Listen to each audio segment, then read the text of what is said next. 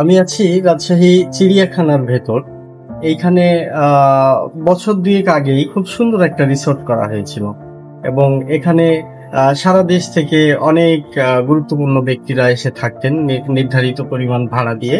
এবং আমরা যারা রাজশাহীর বিভিন্ন বিষয়ে রিপোর্ট করি, আমাদের কাছে যে তথ্য ছিল যে এটি হলো রাজশাহীর সর্বাধুনিক একটি আপনার রিসোর্ট ছিল। হোটেল এক্স কিংবা গ্র্যান্ড রিভার ভিউ তো আছেই, এর পাশাপাশি শহরের মধ্যে এটা সবচেয়ে সুন্দর একদম মনোরম পরিবেশে আপনারা দেখছেন এই রিসোর্টটা ছিল। তো দুঃখজনকভাবে গত বছরের 5 আগস্ট এইটাতেও হামলা হয় এবং এই সরকারি স্থাপনাটা ব্যাপকভাবে ক্ষতিগ্রস্ত হয়েছে। আমরা এখন একটু ঘুরে ঘুরে দেখতে চাই।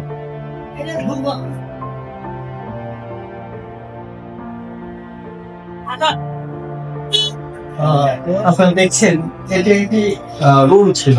রুমটা বেশ বড়, অনেকটাই বড় এবং ভিআইপি রুম ছিল, যার সবকিছু জ্বালিয়ে পুড়িয়ে দেওয়া হয়েছে এবং অনেক কিছু লুটপাটও হয়েছে। সুযোগ সন্ধানী কিছু মানুষ থাকে যারা সুযোগ নিয়ে অনেক কিছু লুটপাট করে নিয়ে গেছে।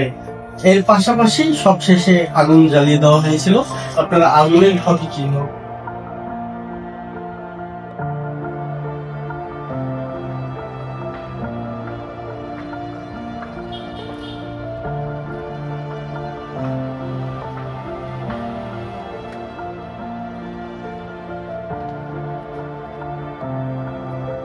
এই তিনতলা রিসোর্টটির কোনো কিছুই আর অক্ষত নেই, শুধুমাত্র এই একটি কাঁচের গেট ছাড়া। এটি কেবলমাত্র অক্ষত আমরা দেখতে পাচ্ছি, আর বাকি কোনো কিছুই অক্ষত নেই।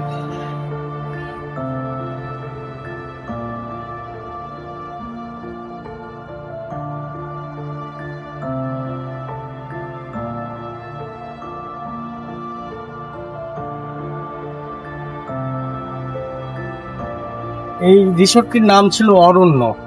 যে সাইনবোর্ড সেটি এখন পড়ে আছে এখানে, এটির কোনো কার্যকারিতা নেই। এই যে অরণ্য।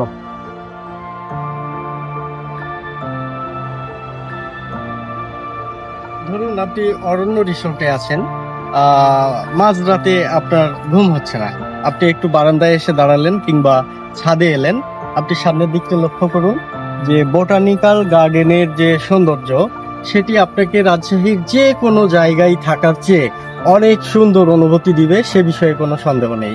কিন্তু দুঃখজনকভাবে গত 1 বছরেরও বেশি সময় ধরে এই রিসোর্টটি বন্ধ অবস্থায় পড়ে আছে এবং ব্যবহার অনুপযোগী। তো আমরা রাজশাহীর মানুষ চাই যে এই রিসোর্টটি আবার দ্রুত সংস্কার করা হোক, কারণ এটি সরকারি সম্পত্তি এবং এই সরকারি সম্পত্তিতে জনগণের অধিকারও আছে এবং এটি জনগণের টাকাতেই নির্মিত।